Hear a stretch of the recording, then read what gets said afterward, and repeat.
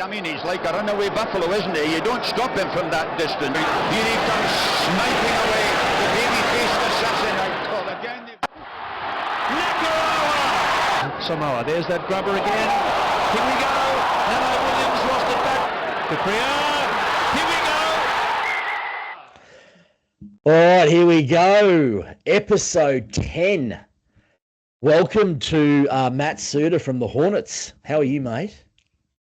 Not too bad. How are you? Yeah, very well, very well.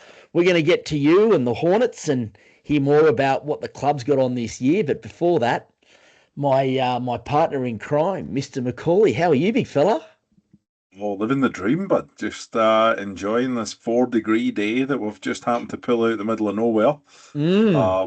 Went away at the weekend there, managed to embrace negative 21 with a bit of wind chill, and wow, definitely pleasant. We went a little north of Calgary, and definitely happy to be back. Oh, buddy, it was almost like the Yukon, I tell you. But we were an hour outside of Calgary, but good to be back, mate. Good to be back, and super happy to learn from Mr. Suter here. Yeah, absolutely. About the Hornets and rugby in general, and all the arch nemesis of my playing days, obviously. But good to see the big man in a role of power and execution. It looks like. Sometimes. Yeah. Well, the Hornets are very near and dear to my heart and my family's heart because it's where I started my Canadian rugby journey. I beg your pardon. Anyway, as we know, the Hornets are obviously, one of the strongest, if not the strongest club in both results and also player numbers. So, Matty, again, welcome, mate. Give us a bit of Matt Suter 101, mate. What's your rugby journey? I guess rugby journey came to rugby sort of late, considering my old man played growing up, so I watched him, but never really got into sports until I was like sort of 13, 14, and then discovered rugby at 15. And then played at school, played at club, sort of bounced around in the local area in Kent and England.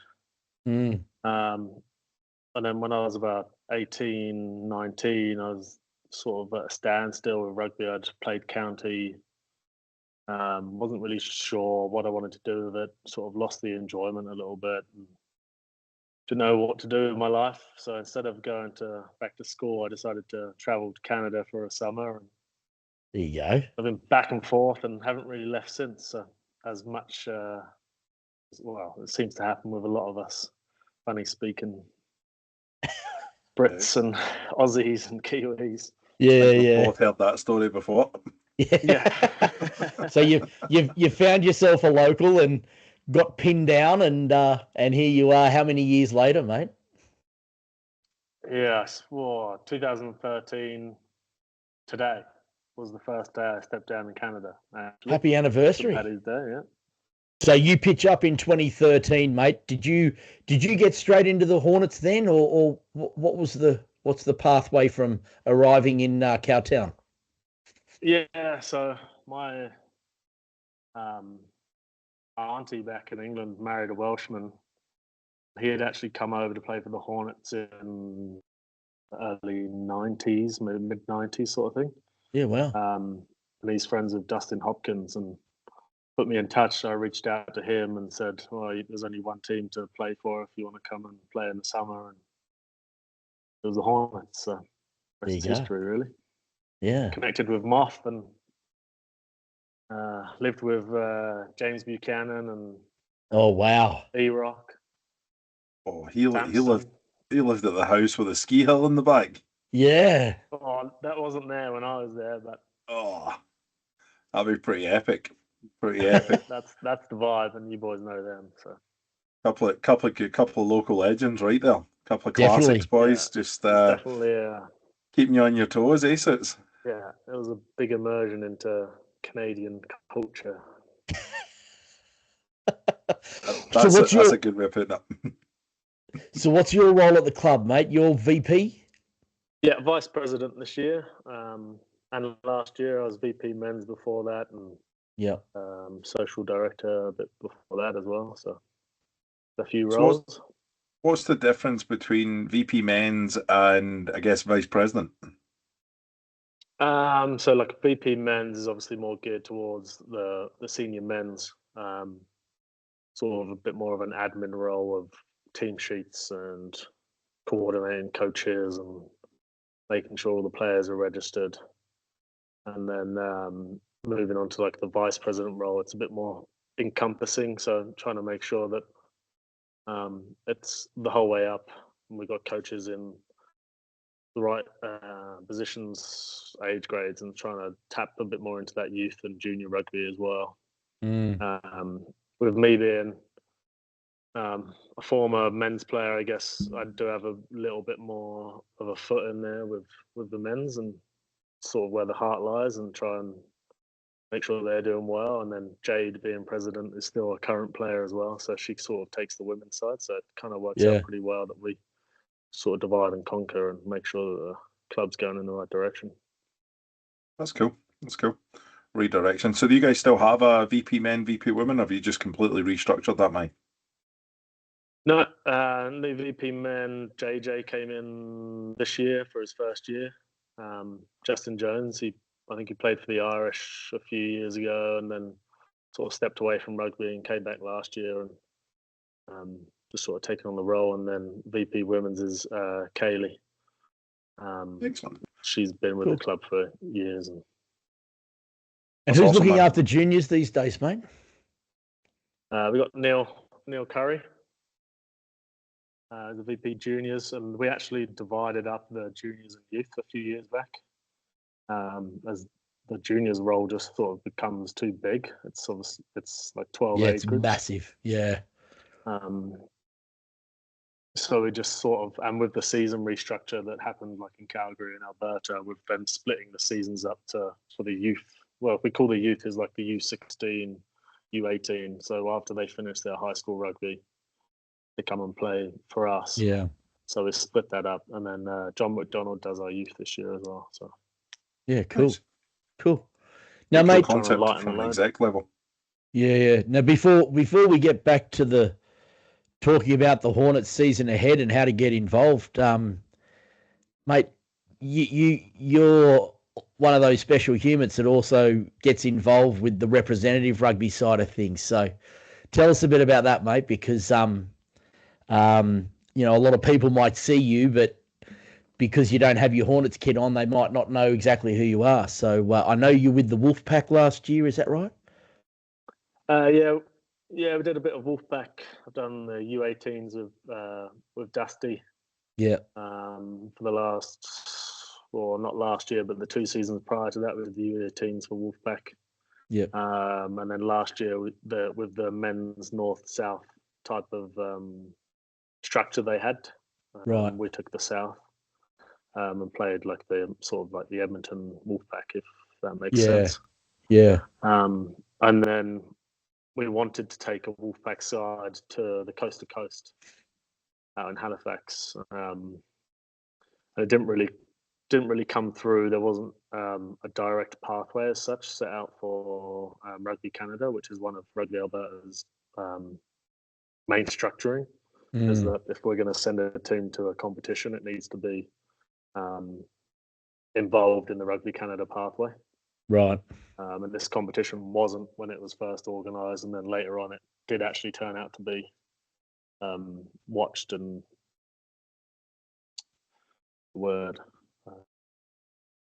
utilised for that pathway. Yeah. It's just a shame. In that sense, it's a shame that you didn't manage to take a team, because obviously that then puts the kids from the prairies in a position where they weren't able to be, available to be watched or to be visible to people that naturally don't travel to the prairies, right? Yeah, it was a shame, and we actually ended up getting a bit lucky, and Pete Rowe, Kim and Aidan from the CIU sort of said, why don't we take a Maverick squad? So we were able to take a Maverick squad, but it's just obviously a smaller squad than we would have liked to have taken with a Wolfpack, and being able to tap into those players in Edmonton. There's like and Red Deer and all those other areas. And kind of disappointed we can't sort of come together there, but it worked out pretty well. We won one game, lost one game, and boys had fun, and rugby was played. So it's awesome. Yeah. So let's dive in a little bit, Mike. Go through a little bit of the history of the Hornets as best you can, mate. Like, you know, when it was founded, you know, any particulars about the club that you want to share with anybody listening? Yeah, I'll do my best. Like I say, I've been with the club now for 12 years on and off. The club was founded in 1960, so this year is actually our 65th anniversary. So we're looking to have some fun with that, and that's in August, right, mate? Do a big event. Yeah, big event in August 9th, I think. From the top of my head at the CRU. History-wise, it's founded by a Welshman, and that's why we got the black and yellow. It's the colours from an old Wales flag, I believe, when he come over, and his name escapes me now. Jack Evans and his wife Molly Evans had a huge impact on the club. And then the Hornets have had some great players over the years as well. Jason Leonard is a Hornet, which is probably our biggest claim to fame. For 5 minutes. for 5 minutes back in '92, I think. Yeah, when it was black and white, mate. When he wasn't meant to be playing. History-wise, it's hard because it's a bit different than back home. Like, I guess you guys would know, like, you don't really get caps as much here, and appearances, and a lot of the history sort of falls away due to the constant turnover, like the huge turnovers of members, and because of the way it's structured, of like having a Div 1, a Div 2, and a Div 3, and one player could play Div 3 one week, and Div 2 the next week, and then Div 1 the week after. Tracking that stuff, and that's something we're probably going to try and build on taking care of a bit more moving forward here. I'm not sure how many provincial titles we've won. I can say that we've won 3 in the last 10 years. Yeah. 5 or 6 cities in the last 10 years. That's men's and women's. That's right. Yeah. Yeah, both. Across all grades as well, right? Yeah, and across all grades, youth, juniors. So there is a rich history there. We just need to find a better way to track it and celebrate it as well. Yeah, and there's been, there's current Canadian Test players on the women's side. Jade's sister being one of them, Delika, and Emily Totosi. Emily Totosi, They're probably our main internationals at the moment. Piper Logan played for us for a few years. She's captained the Sevens team this year before she got injured. Yeah. What has she done? Has she done an Achilles, or was it an ACL? I think it was an MCL. ACL, knee. You guys are steeped in rich history, even across men's and women's, right? I mean, just look at the CRU, for example. There's Gordy. You know, there's jersey presentations for Gordy, Blevins, Buchanan, Panga, MJ. There's like there's a lot of steeped history. You know, there's little cheeky shot of Dusty kicking around at one point when he was playing. You know, so there's a steep history there for sure. Or as an Olympian pushing a bloody sled down a track. Yeah, he went to Sochi and JI. Jason Isaacs and his wife Julie, you know. So yeah. I think they took JI's picture off the wall of the snapshots just because it was in black and white, mate. But we're moving back up to those things. Nah, JI's a classic for sure. He's a legend of the game, and he's a hard man. Those are just a few of the names to speak a few, but I mean quite a steep, rich history, quite very rich. Progression plan from playing AC men's or Prem women's up to playing provincially, and then obviously for your country. So great to see. if you go back to before that, I mean, you would be here for a while trying to name all the names of guys that have represented at an AC level, and then even for the women at a Prem level that have went on to higher honours.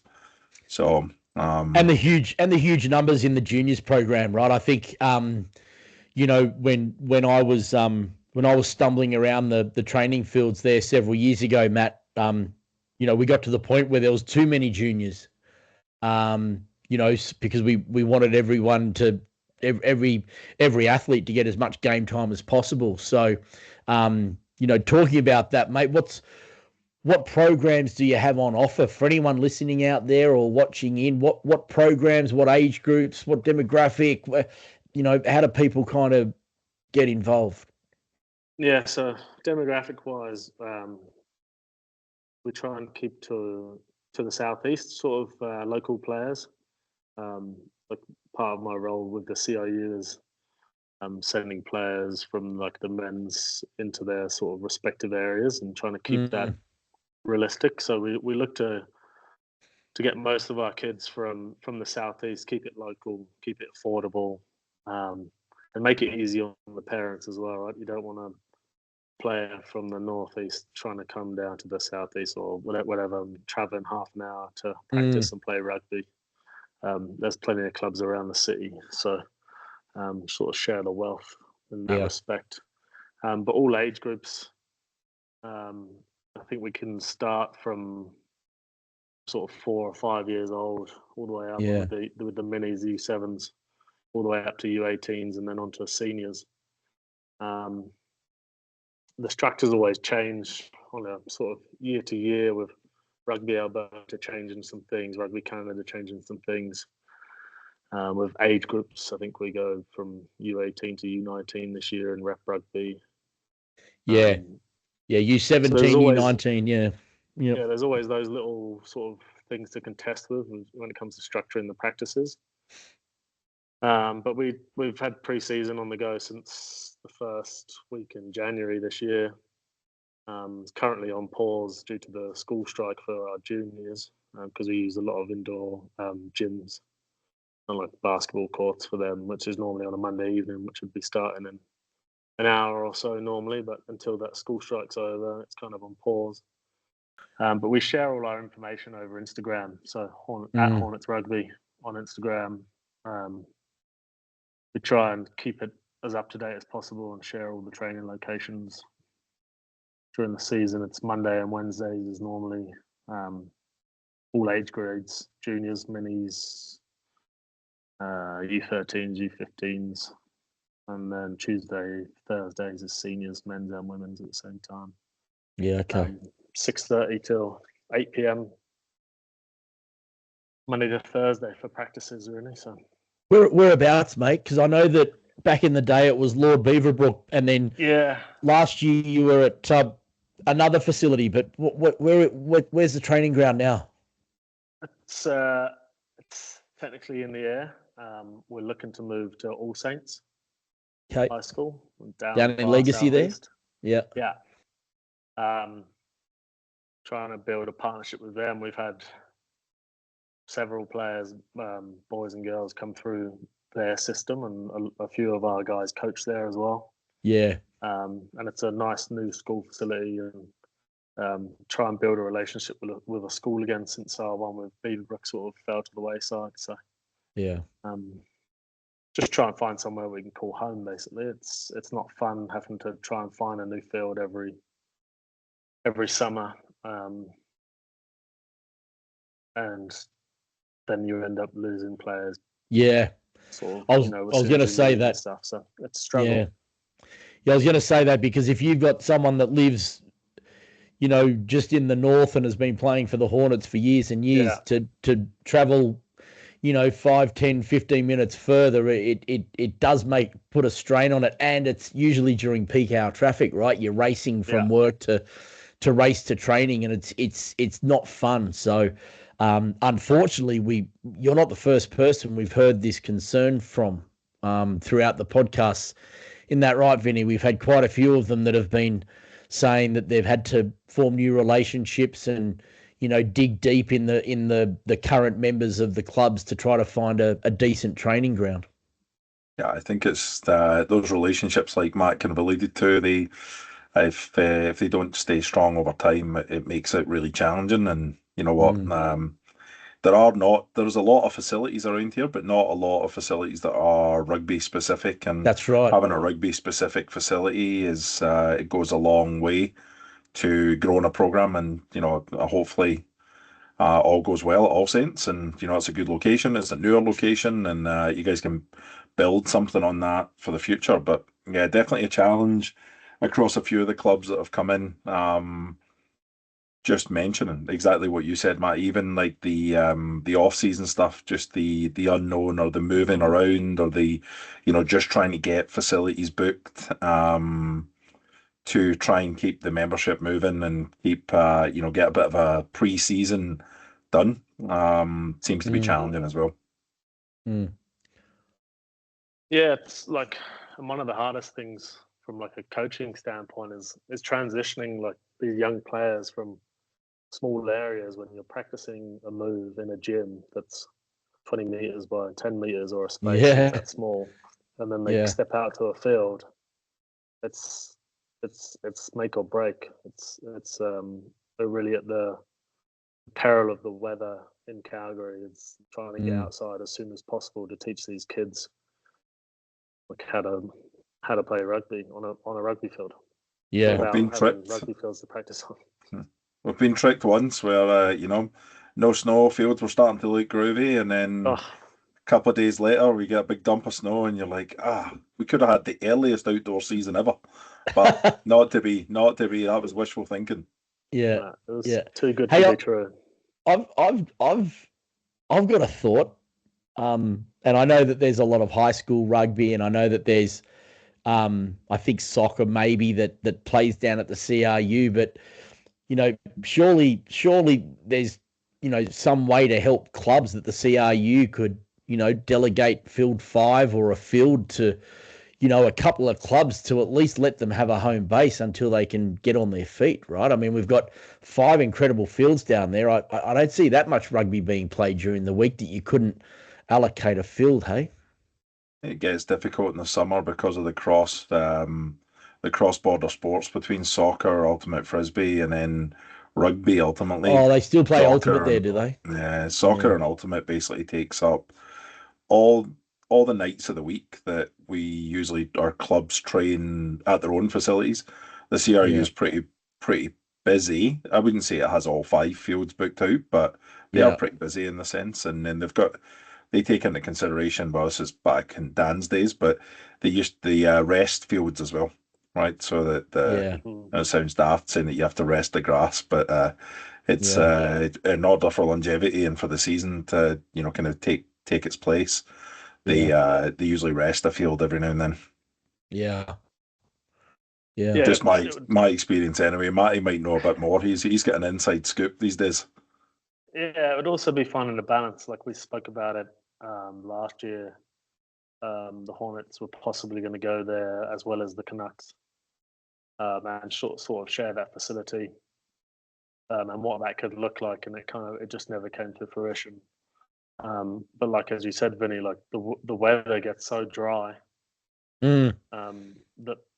that's actually the main sort of thing that kills those fields is lack of water. And then how do you manage that? Like we have water bans for at least 2-3 weeks of summer on average in Calgary, so we can't water the field. So then if you've got our team training on them, it's just going to make them worse as well. So I think finding balance as well, and not being biased towards some clubs as well. How do you balance that with essentially 5 teams calling the CRU home as their home field on a weekend, and then another 7 or 8 that the CRU represent. It's a tough balance, man. No matter what way you look at it, someone would always find another way of doing it, right? So it's hard to justify short-term solution potentially. Long-term solution might be more challenging. But that's the joys of the investigation stage of most of these things, and the conversational aspect as you get to talk about, what that looks like. And somebody will always have a good idea. Some people will come up with ideas that, might not sit well for your club, but might sit well for their club, right? So it's always good to have that open dialogue and see where you end up landing. But it sounds like you guys have already started contacts with All Saints, and that's right in that catchment area of the southeast. And super exciting for anybody listening that if you're in that local area, southeast, then they've got a club to call home, and that happens to be the Hornets. And obviously you mentioned that Instagram's your kind of main source of information. If they, let's just say older generations, if they don't do Instagram, blah, blah, blah, do you guys have a website or an email account that someone could reach out to if they're listening? Yeah, we have info@hornetsrugby.org is an email address that anyone can sort of tap into and ask any questions. And then our website is also linked to that as well. And you can go into men's, women's, juniors, youth, and direct your emails at the VPs of those respective groups. It kind of streamlines it a bit better rather than getting a dump of everyone's email. That's awesome. So, yeah, if they're on that website, they can find some basic information on, obviously the programs that you offer, men, women's. But just for, obviously we all know, but for anybody who's listening who might be interested, juniors we kind of went into depth, but seniors, Hornets are offering. What do they offer on the women's side? What do they offer on the men's side? Just for anybody who might be looking for that opportunity. Yeah, for sure. So we're relatively same price. Like a lot of people, the cost comes into it. Obviously, it's average sort of cost for a membership on any of the clubs across the city is around that $500 mark for a full senior membership. And it can vary a little bit with universities, the U23s. Some clubs offer discounts, some don't. We have it discounted for university members. In the past, we've tried to offer some discounts as well further if they're playing consecutive seasons. So let's say you sign up for Dinos, and that's $500, and then to play in the summers another $500. Like it adds up pretty quick. So as university students, we do look to give them discount as much as we can just to help them make sure they can play, they can reach out. We're slightly different than most clubs, to my knowledge, is that we have an AT, an athletic trainer, or therapist. What we'd call physios back home would be at every practice, every game. So regardless of you're playing Div 3, Div 2, Div 1 for the men's and Div 1 and 2 for the women's, you'll have an AT there to look after you and fully medically qualified, obviously, if anything bad was to happen, which is a big cost to the club, but one we think is beneficial, and we'll take that hit to ensure the safety of the players. So. Well, they're probably thankful that you've hung the boots up, Matt, because I think the tape you took through you went through the tape budget in the first couple of games, didn't you, mate? Yeah, I've used a lot of tape in my time. You could say that. You and your other English mate who didn't want to get an operation. Yeah, exactly. Me and Fitchy. Yeah.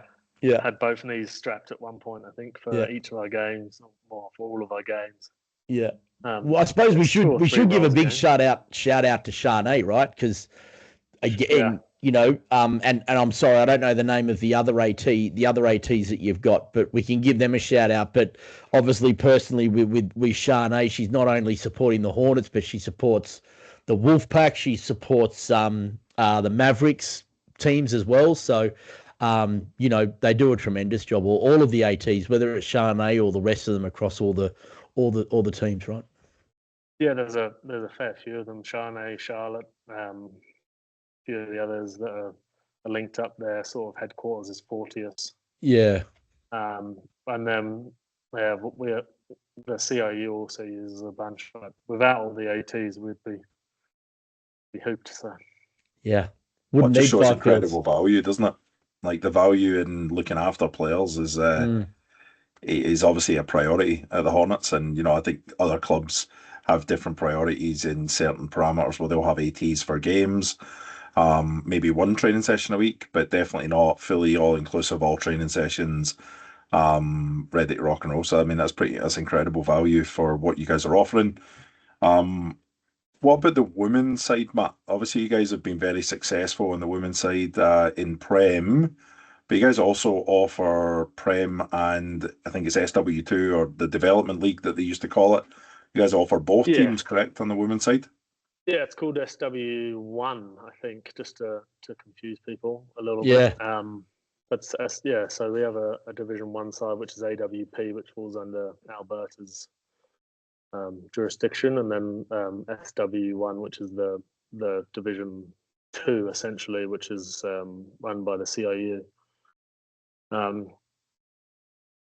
The women's program is sort of in that transition period at the moment. We've had a fair few women retire from rugby off the back of winning the provincial championship 2 years ago. A fair few girls hung up their boots. So we've got lots of young girls coming through, and with that, we sort of made a change in coaching personnel and got Gert Robson over from the UK. As an ex-Wasps player, and ran a fair bit of their academy and development stuff. Oh, very cool. Same colours as well. yeah. Didn't have to get too much new kit, just the black and yellow. But she's been awesome. And like I say, that transition period to sort of start afresh with a new coach and new players has been pretty successful. They obviously didn't win cities or provincials last year, but they definitely competed with other teams in certain games. And the level of players, like we've talked about, with producing international women. Yeah, that's right. It's still something we're trying to do. We've got Heather Armstrong, one of our U20 girls, has gone away with Canada for their next competition. So the process is still going pretty strong. The SW1 league is more of that like developmental league, like you say. So you have some girls in there that are, old, like in them early to mid 30s, that are sort of stepping back but still want to play, and then some girls that are fresh 18, first year of rugby. And it's actually kind of where you see a bit more like open rugby, should I say? It's a bit less structured, but it also allows for a bit more of like enjoyment to watch as well. Like the same with Div 2 men's as well, right? You get that real disparity of skill, which creates quite an entertaining version of rugby. Yeah, that's right. So just before we rip into the tight five here, mate, so you've got a full deck of cards when it comes to the club, anything from boys and girls, non-contact U5 minis, all the way through up to the three men's grades and the two women's divisions, and everything in between. So anyone looking to get a run from the age of 3 to the age of 83 has an opportunity at the Hornets, eh? Exactly. Yeah, pretty much. Kind of a cool story that Matty can elaborate on is the third division at the Hornets actually has a pretty cool culture of its own, and they obviously call themselves a name. I won't go into it because I don't know much about it, but you two do. So the Hornitos. Share a bit of information on that. Pretty sure the last time Elvyo played rugby was for Hornitos, and he got the old sniper shot from the trees and pulled his hamstring over the try line. Did you? Wonderful thing is I can edit this out, Matt. That as well? Did you actually score the try, or did you lose it? I dropped it over the line, dude. I went from man of the match to dick of the day in 2 seconds. So remember Lee Jeffries. Lee's 5 meters out, and the fullbacks come up to tackle him, and I'm wide, and he's put it right in the breadbasket, and I've just stepped to score under the post. Sniper gets me, fall over, ball's out. the whole first First division team on the sideline laughing their heads off. It was wonderful. Oh, it was funny. Jason, I broke my leg and still managed to hold on to the ball when we were playing. What were you doing? You probably didn't know you broke your leg.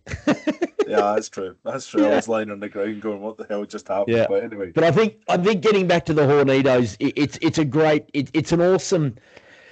it's an awesome thing to do because it's like the Holy Goats with the Saints and the Rams, right? It just adds that extra level of fun. And I think Pete Rowe was a major driving force of that. With you, wasn't it, Matty? Was it with you or Dusty?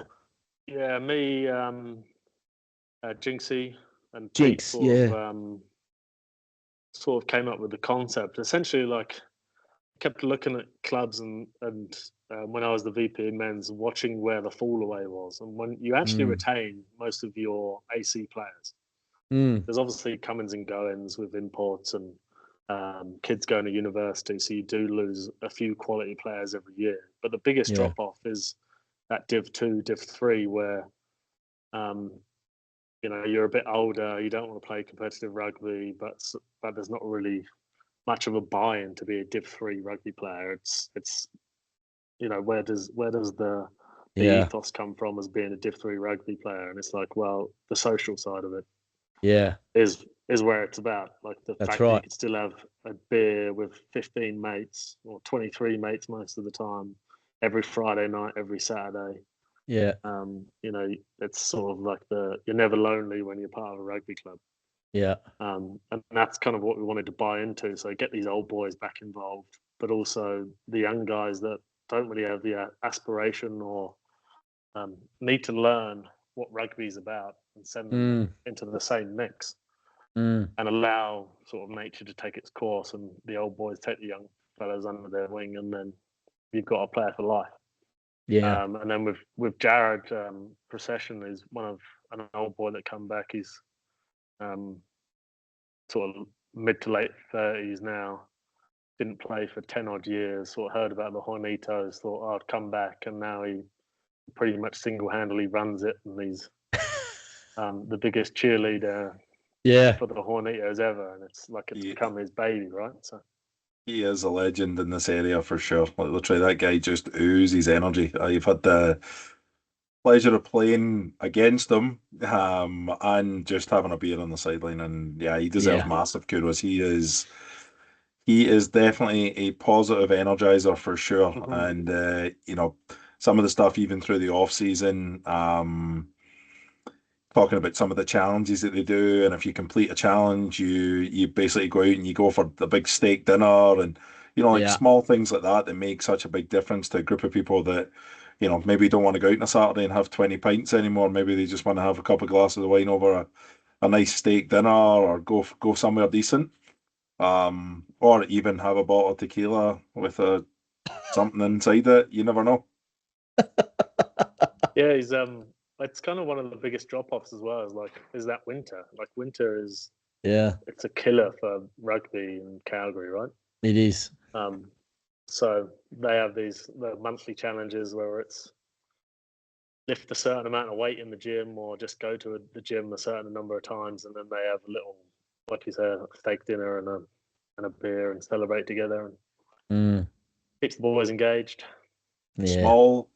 Small things matter the most, and that is definitely one of those things where you guys are very lucky, and he deserves a lot of kudos to be fair. So great, and we always great to hear that's going well.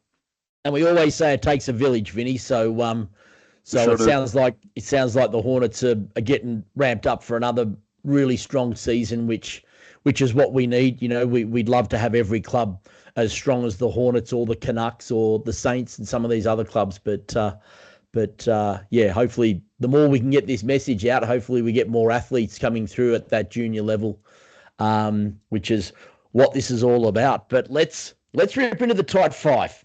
Let's get started here, Matt. Now, I might know who this is going to be because I know where you're from, but who's your favourite player, mate? Who's your hero? Who would you guess at? No, starts with J and has a W as his last name, I'm going to guess. No. I'm not MJ. like MJ. No, I did love Martin Johnson growing up, but I'm a Wasps fan, so Delalio. went slightly bigger, slightly uglier. And actually, Simon Shaw growing up was, just to throw a wrench in there, being a lanky, slow, big-eared Englishman. Nothing wrong with slow. He's broken his nose several times. Sort of watched Simon Shaw growing up, just doing the basics. Yeah. Never a big flashy player, but go and show me a video of him missing a tackle or dropping a ball, and you probably won't be able to find one. Yeah, that's incredible. I actually didn't even think. Yeah, that's a good shout though. Yeah, great shout. A few people off. Jesus, you completely silenced. He took the words out of my mouth what I was going to say, but yeah, there you go. Jesus, there's a new one as well. Jason, that's a name that not many people will have heard before. Can maybe do a bit of Google research on that. I was going to say, I'm going to have to get on the Google machine to find a photo of Simon Shaw, that's for sure. Yeah, may have to go back to the black and white days. No, joking about that. I'll ask the next one then. Favorite country you visited, Matty? That's a tough one. We spent a year in New Zealand before I came back to Canada, and I could have stayed there for sure. It's a beautiful country and beautiful people. Yeah, and, it's like a condensed Canada. I've heard that from a few people. You can go skiing in the mountains one weekend, and then you're on the beach the next weekend. Yeah, proper beach. Whereabouts? Whereabouts? Yeah, I spent most of my time in Christchurch. Oh, beautiful. Just after the earthquakes there, so there was a lot of rebuilding being done. So spent the year working there and played for Burnside. I'm going to tell you a story about Burnside that's going to make you laugh. When we went to our coaching course, Burnside was one of the clubs that we went and analysed and worked with the coaches and gave feedback to players and all that jazz. Burnside was one of them. That's pretty funny that you played there. That's awesome. Yeah. Small world. Great Small world. Great people. Right. Well, yeah, and the rugby community is smaller than we think, but no, it's awesome. And all right, so what's your favourite playing position, mate? Or where would you love to play? Oh, if I was faster, it would have been number 8 for sure. But I'm not.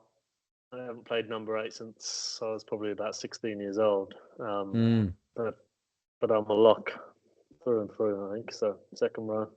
There you go. Do you have a preference? Even or odd number? Number 5. There you go. If you ask any genuine second rower, they will always tell you their preferred number. Yeah. I'm definitely not a second row. I just take the number they give me, mate. And sometimes you end up playing there. That's just sod's law. Mate, you just go straight for the number 10 jersey. Don't lie. Buddy, I just take the number they give me. I play 10 no matter what number's on my back. It's irrelevant to me what number's there.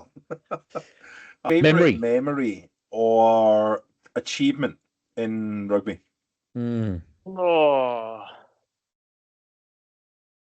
Achievement's a tough one. Like, we obviously won the provincial championship a couple of years ago, which I ended up playing a bigger part in than I expected to, with half a knee and dislocated elbow and all sorts of other things, injuries. Bloody hell! If you've seen pictures of me when you talk about that tape budget, that's the epitome of it right there. You look like a mummy. My shoulders taped up, my elbows taped up, both my knees are taped up. Yeah. And I probably should have retired after that game, but I tried to play last year as well. That was pretty good memory in terms of achievement wise. Obviously, I played counties, U20 for Kent, which was pretty special. Yeah. And then favourite rugby memory, that would be where old Johnny Wilkinson comes in, I guess. I remember where I sat, what I was doing, who I was with. I'm guessing we're talking about this illustrious drop goal, eh? No one really gives a shit. No one cares. No one cares. Who was it you played again? There was like some weird team, wasn't it? Like they were lucky to be there in the first place. Yeah, well, luckily I can edit this out again. Oh man! No, just like the banter with Richie McCaw being Smitty's number one choice. You know, you've got to give it to Johnny because as much as he still gives me shivers when I hear his name, he's a ripping bloke, and anyone who's had the pleasure of meeting him, you know, would talk until the night is long about what sort of a man he is and a human. So yeah, that's a big memory for him, any English person. Yeah, no, definitely great memories. I mean, be a while before they win anything else. You know, Six Nations just eluded their grasp thanks to France, but or should I say thanks to Scotland? Sorry, but you know, never been so happy with a loss in my life. But we'll take it. Yeah. So, Matty, anyone out there that wants to get into rugby, mate? What's your message to them? What words of wisdom have you got? Just find a club. Like you said, I've had the pleasure of like traveling around with rugby. It's the quickest way to make friends. The quickest way to get a job. it's the quickest way to find somewhere to live. The nicest people in the world, generally and genuinely. Finding a club that's close to you, or come to the CIU on a Saturday, and the first person you talk to, the first person who buys you a beer is probably going to be one of your best mates for the rest of your life, sort of thing. So, yeah, just jump in, and it doesn't matter, even if you're not playing. Really, like rugby community accepts all, right? Whether you can still play or not. It keeps us all together and keeps us all sane, and rugby is life. You kind of nailed it there, Matty, right? Like we talk about players and we talk about getting involved in the club, but you know, ultimately you've hit the nail on the head there. Players, non-players, social members, returning players, old boys, old ladies. You know, literally there's a door. The door's open for everybody. And you know, that's the key message is, you know, you don't have to be a player to be involved in a rugby club in the grand scheme of things. Just getting buy-in, you know, you can coach, you can manage, you can show up on a Saturday, watch games, have a beer, get involved with the guys that have just played, you know, be a big social part of any club. And that's really what's missing in Calgary a little bit sometimes is just that social element. Yeah. Well, I love Matty's statement, rugby is life, because we always promote the inclusiveness of the sport. And, you know, we don't talk about it very often, but, you know, there's a huge, you know, there's a huge commitment now to personal health and mental health, right? And you can just, you know, you can feel the love and the affection and the genuine want to be around the rugby community. And I think that's, you know, going back to what you said, Matt, you know, rugby is life for a lot of people. We know people personally, Matt, who have gone through hell and got stuck into the rugby community, and it's literally saved their lives. So it's absolutely right. Yep, dead on. Well, Matty, thanks for sharing, mate. Lots of intuition there for people that are listening. You know, a great representation of the Hornets Rugby Club here in Calgary. Super excited to, you know, obviously get into the summer here coming up. Hopefully, pre-season, get a few people out, join in, and then obviously your big celebration of 65 years, correct? That's it, sir. You know, that'll be incredible. Hopefully, you can pull some guys out the woodwork for that, and you know, have a big bash at the CRU and celebrate what 65 years in the making takes to get there, and celebrate the people that have put the time and the effort in. You know, obviously, big part for you in 12 years involvement, but you know, obviously there's people that started the club in, you know, 1960. What'd you say, 65? Yeah, 1960, yeah. 65, yeah. 1960, sorry. So I mean, it'll be incredible. I know the Saints have managed to celebrate some of their old boys over time, and you know, I'm really excited for you guys to do the same, because it's a I'll tell you what, it's hell of rewarding when you get to see those guys with a smile on their face and they're having a beer and they're socialising with the 18-year-old kid that's played his first senior men's club game, right? And that's what it takes. That's the rugby is life portion. And super excited for you guys to get through that. So great job, buddy. Yeah, perfect. Thanks for having me. Yeah. Good luck for the season, mate. Cheers, pal. I'll see you boys around, I'm sure.